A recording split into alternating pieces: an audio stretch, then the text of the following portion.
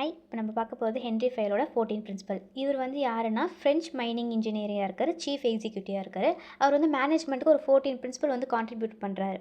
First வந்து பார்த்திங்கன்னா division of work. இப்போ வந்து ஒரு ஆளே வந்து ப்ரொடக்ஷன், சேல்ஸு, ஆப்ரேட்டிங் அப்படின்னு பார்க்கக்கூடாது. டிவிஷன் ஆஃப் ஒர்க் கண்டிப்பாக வேணும். இப்போ ப்ரொடக்ஷனுக்கு ஒருத்தவங்க, மேனேஜ்மெண்ட்டுக்கு ஒருத்தவங்க, அப்புறம் வந்து ஆப்ரேஷன் ஒர்க்கு அப்படி இருந்தால் மட்டும்தான் டிஃப்ரெண்ட் பர்சன் டிஃப்ரெண்ட் ஒர்க்குக்கு இருந்தால் மட்டும் தான் அந்த ஆர்கனைசேஷன் கரெக்டாக போகும், எஃபிஷியண்ட்டாக போகும். செகண்ட் பிரின்சிபல் வந்து அத்தாரிட்டி அண்ட் ரெஸ்பான்சிபிலிட்டி. இப்போ ஒரு அத்தாரிட்டி இருந்தால் தான் நம்ம பீப்புளாக இருக்கட்டும், எம்ப்ளாயியாக இருக்கட்டும், நம்ம கரெக்டாக வேலை வாங்க முடியும். ஸோ அத்தாரிட்டி இருக்கக்குள்ள ரெஸ்பான்சிபிலிட்டி நம்மளுக்கு கூட வந்துடும். இப்போ நம்மக்கிட்ட ஒரு பொறுப்பு இருக்குது, நம்ம அதை கரெக்டான முறையில் பயன்படுத்தணும்.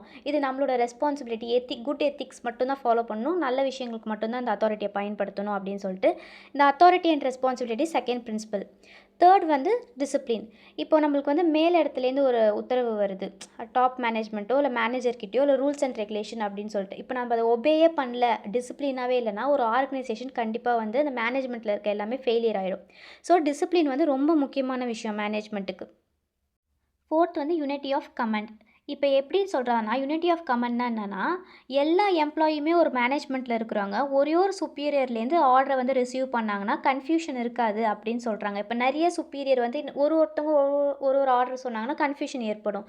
ஸோ எல்லா எம்ப்ளாய்க்குமே ஒரே ஒரு சுப்பீரியர் வந்து இப்படி பண்ணுங்க, இதை பண்ணுங்க அப்படின்னு சொன்னால் கரெக்டாக இருக்கும், எந்த பிரச்சனையும் வராது அப்படின்னு சொல்கிறாரு.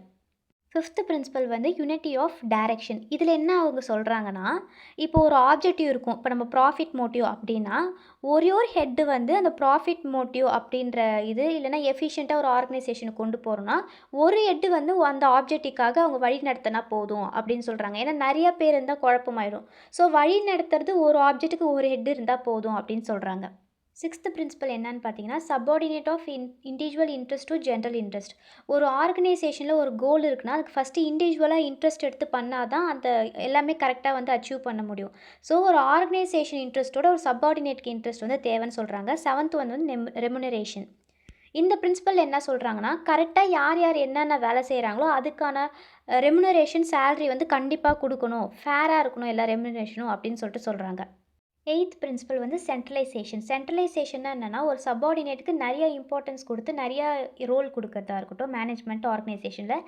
டீசென்ட்ரலைசேஷன்னா அதுக்கு ஆப்போசிட்டு. கம்மியான ரோல் வந்து ஒரு சப்பார்டினேட் கொடுக்கறது, கம்மியான இன்ட்ரெஸ்ட் கொடுக்கறது, இது வந்து டீசென்ட்ரலைசேஷன் சொல்லுவாங்க.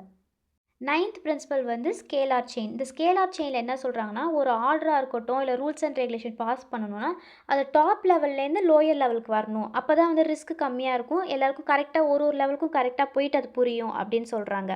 இப்போ நான் உங்களுக்கு மொத்தம் 9 பிரின்சிபல் சொல்கிறேன். பார்ட் 2ல் வந்து மீதி பிரின்சிபல் சொல்கிறேன்.